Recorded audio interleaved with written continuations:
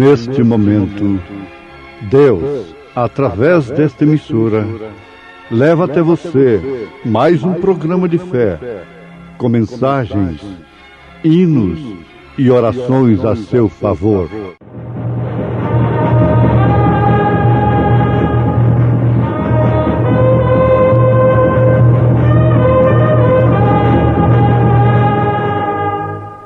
Fé para vencer. Somente crer, somente crer, tudo é possível. Visto como o seu divino poder nos deu tudo que diz respeito à vida e piedade, pelo conhecimento daquele que nos chamou por sua glória e virtude, pelas quais ele nos tem dado grandíssimas e preciosas promessas, para que por elas fiqueis participantes da natureza divina, havendo escapado da corrupção que pela concupiscência há no mundo.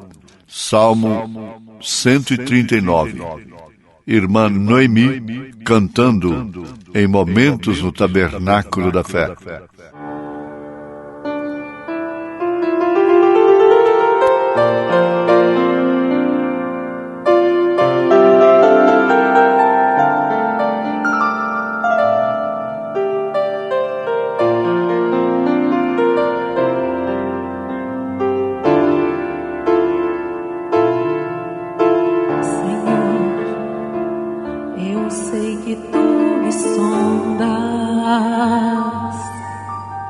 Sei também que me conheces.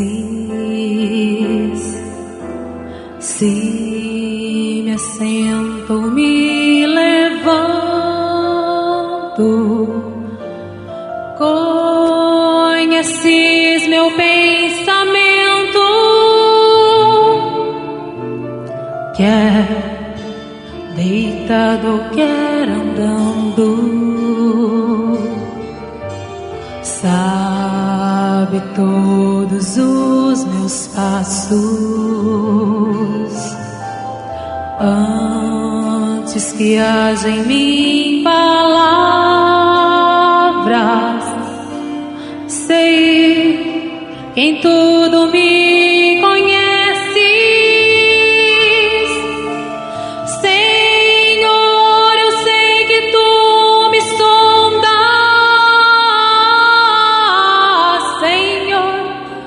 Eu sei que tu me sondas, Senhor. Eu sei que tu me sondas, Senhor. Eu sei que tu me sondas.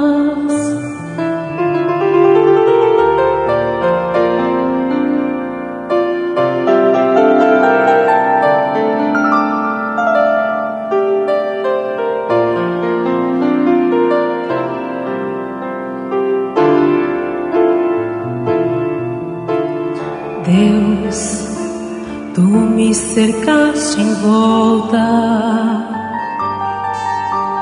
tua mão em mim repousa, tal ciência grandiosa que não alcanço de tão alta. Se eu subo até o céu, sei que ali também te encontro. Se no abismo está minha cama, sei que ali também me ama. Senhor, eu sei que tu me sondas. Senhor, eu sei que tu me sondas. Senhor, eu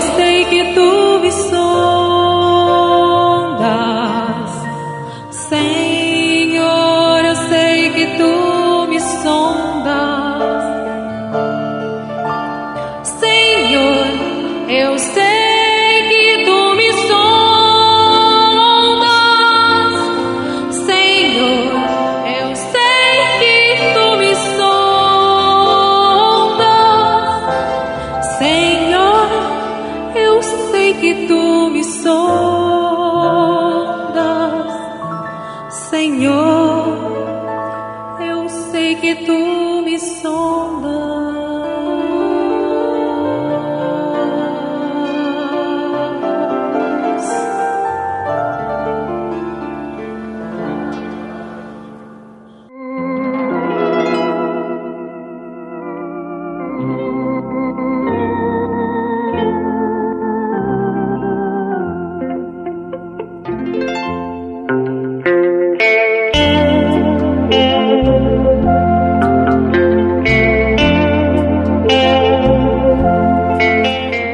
Ouvintes amados, não há coisa que cause mais segurança, mais determinação e confiança do que saber o que fazer e como fazer. Ora, é um pensamento, é uma conclusão, é uma dedução prática, não é apenas uma filosofia. Saber o que fazer e como fazer. A minha irmã, o meu irmão, está plenamente de acordo com isto. Não há coisa mais sublime, mais feliz para nós do que saber o que fazer e como fazer. Agora, lendo a Bíblia Sagrada, através da revelação, não como especuladores, curiosos. Esses especuladores da mensagem da Bíblia não chegarão a lugar algum. Para começar, o homem não passa de sua interrogação. Quem vive perguntando nunca tem resposta. Porque amanhã tem outra pergunta, tem outra interrogação. E Jesus Cristo, como os apóstolos, deixaram escrito o que fazer e como fazer. Por muitos anos, nós não sabíamos realmente responder para nós mesmos sobre Atos dos Apóstolos. Porque quem não pode aceitar Atos dos Apóstolos, capítulo 2, verso 38, não sabe o que fazer com o restante das Escrituras. E muito menos como fazer. Não sabem nem batizar as pessoas. Estudam Deus para lá, para cá, como se Deus fosse objeto de estudo. E por fim não sabem nem batizar o povo corretamente. Essa é uma situação da qual nós saímos. Aprendemos o que fazer e como fazer com Atos dos Apóstolos. E por fim, a sobreexcelente graça de sabermos o que fazer e como fazer com o Apocalipse, que por sua vez quer dizer tirando o véu, quer dizer revelação. Ora, desprezando esse lado espiritual, você é um crente natural. Porque então só se pensa no que fazer e como fazer natural, somente natural, coisas naturais, terrenas, materiais. Ah, como dirigir uma empresa, como aplicar esse dinheiro, como ganhar o dinheiro, o que fazer e como fazer. Tudo bem, isso se torna uma bem-aventurança. Houve uma pergunta: que farei de Jesus chamado Cristo? O governador não sabia o que fazer com Jesus.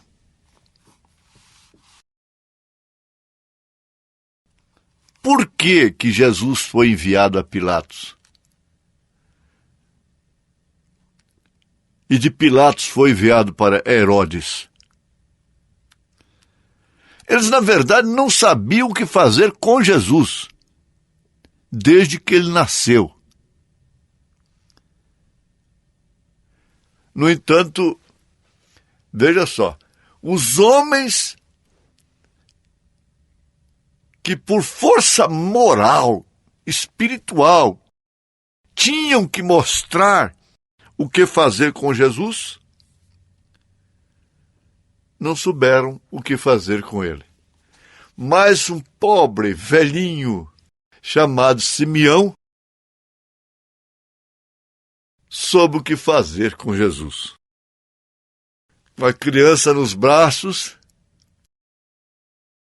ele fez uma das orações mais profundas, mais maravilhosas.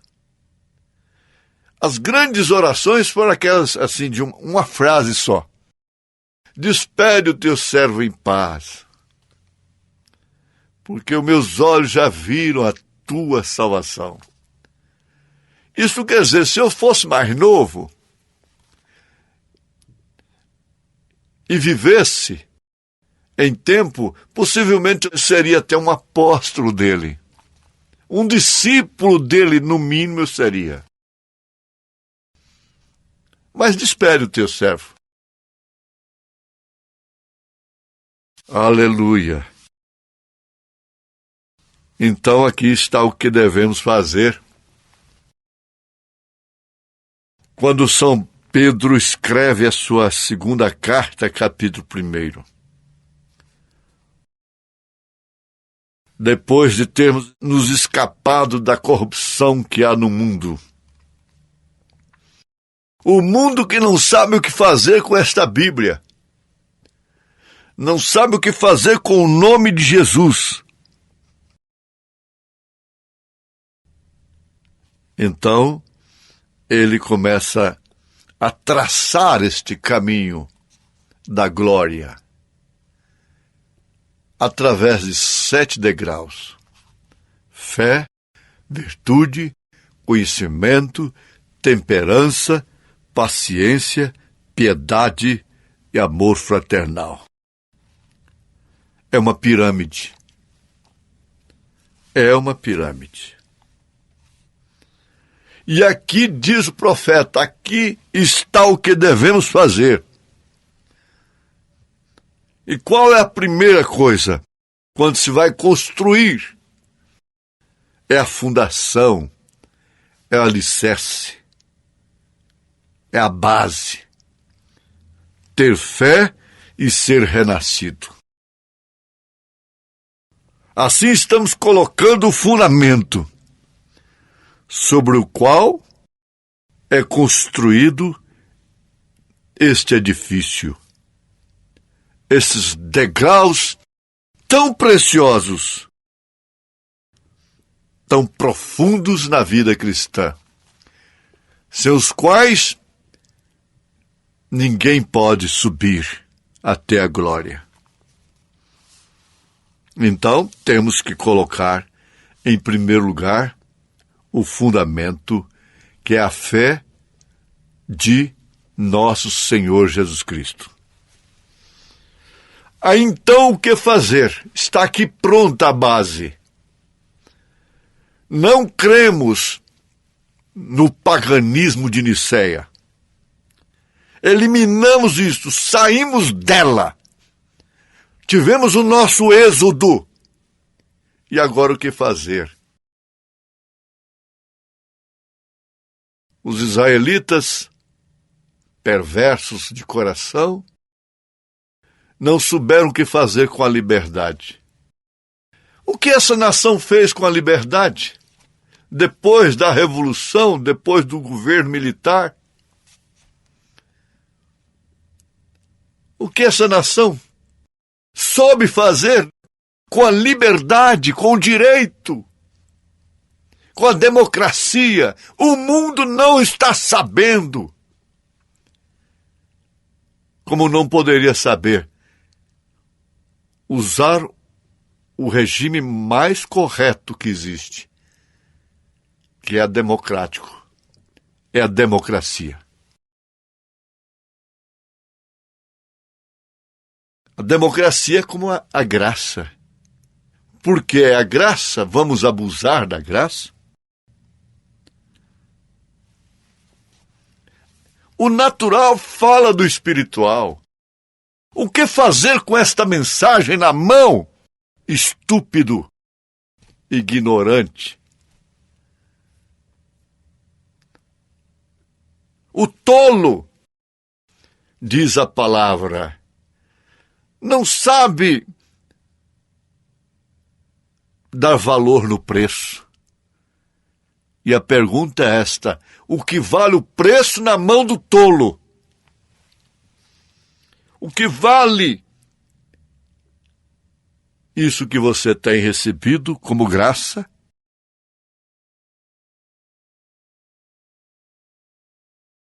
Você deveria ser a mulher mais agradecida do mundo. Eu deveria ser o homem mais agradecido do mundo. Agradecido com a vida. Então isso vai se transformando em virtude. Virtude, o próximo degrau, o primeiro degrau depois do fundamento, que é a fé dos profetas e dos apóstolos do Senhor Jesus Cristo. Então, virtude. E virtude não significa somente viver uma vida virtuosa como um homem ou uma mulher vivendo bem, o que está muito bem. Isso não tem nada a ver com o assunto. Em relação a esta virtude, acrescentada à fé por São Pedro, pelo Espírito Santo, portanto. A Bíblia diz em Lucas, capítulo 5, verso 30, a respeito de Jesus Cristo, conhecendo em si mesmo a virtude que havia saído dele. Isto é certo? Ele percebeu, sentiu que havia saído virtude dele. E quando sai virtude do homem, ele fica fraco. Porque é na fraqueza que se aperfeiçoa a força de nosso Senhor Jesus Cristo, dando real significado a esta virtude que quer dizer força e poder. Aí, então, está o grande mistério de sermos como Ele. E para sermos como Ele, temos que ter a virtude dEle. Temos que tê-la para ser como Ele. Um dos primeiros hinos que amei, diz o profeta, foi este: ser como Cristo. Ser como Cristo. Coisa que às vezes é cantado como, na linguagem nossa aqui, como papagaio. Porque oxalá que todos os hinos que fossem cantados fossem extraídos da alma, do espírito, como todas as mensagens pregadas fossem arrancadas, como que com dores de parto, dando a luz para o povo.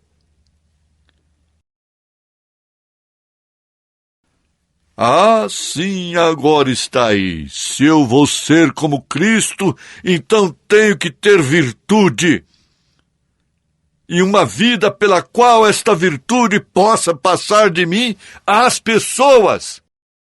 A virtude significa que você não é egoísta e nem um exibicionista, um personalista.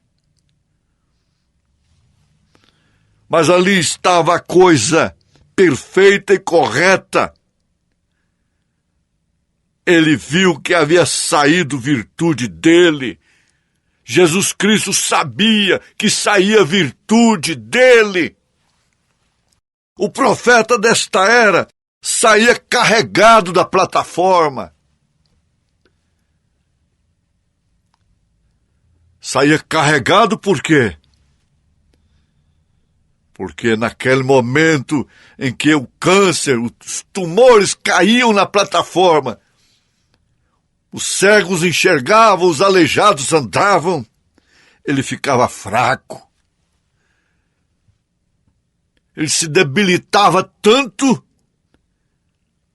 que tinha que sair carregado. Jesus, diz o livro O Príncipe da Casa de Davi, que assim que ele terminou de ressuscitar o filho da viúva de Naim, ele se assentou em uma pedra com a cabeça entre as mãos, com uma forte dor de cabeça. Cansado do caminho. Ele não estava cansado do caminho em que transitava, que andava. Ele estava cansado porque onde ele chegava era exalando virtude para as pessoas. Ele não foi um veículo de má notícia. Há pessoas, diz o profeta na mensagem Véu Adentro, que você se aproxima delas, elas têm algo que você vê que é diferente. Parece que elas vivem constantemente fora do mundo. E uma atmosfera santa, aprazível, um palavreado que só traz edificação.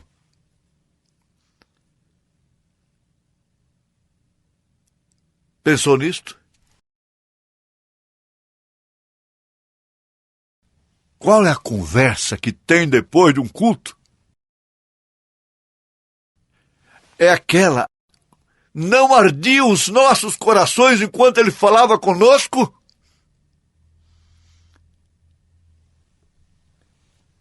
Deus, nesta hora, está falando comigo, com você, com todos nós, em nome do Senhor Jesus Cristo. Amém.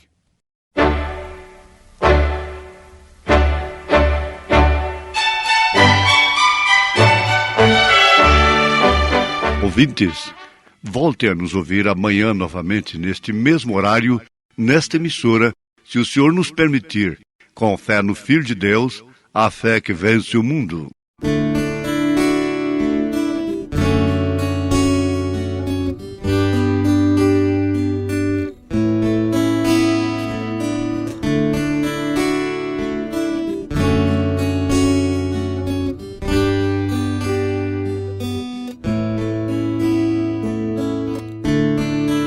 Posso lembrar daquele dia,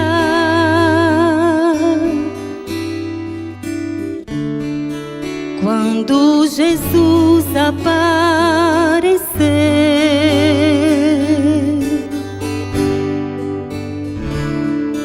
A multidão se comprimia,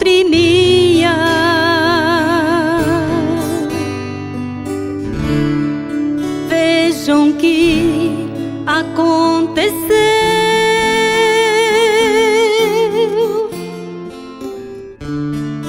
A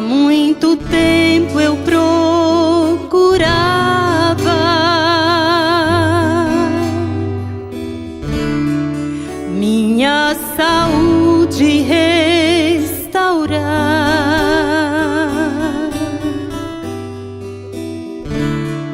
gastando tudo que tinha.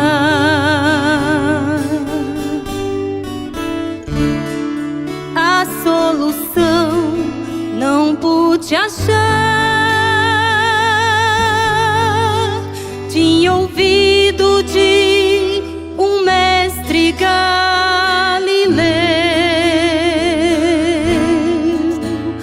de suas muitas maravilhas e poder, e senti minha esperança renascer. Pela fé pude a cura receber. Então saí, atravessei a multidão, sem forças, mas com fé guardada em meu coração. Se tão somente o tocar, o milagre sentirei. E foi aquele toque da fé que mudou o meu viver. Jesus atende o toque da fé de todo sofredor, e não importa a multidão, Ele sabe quem o tocou.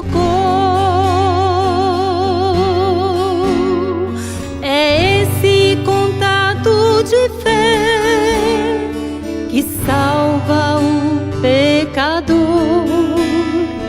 É esse toque da fé que faz fluir o amor.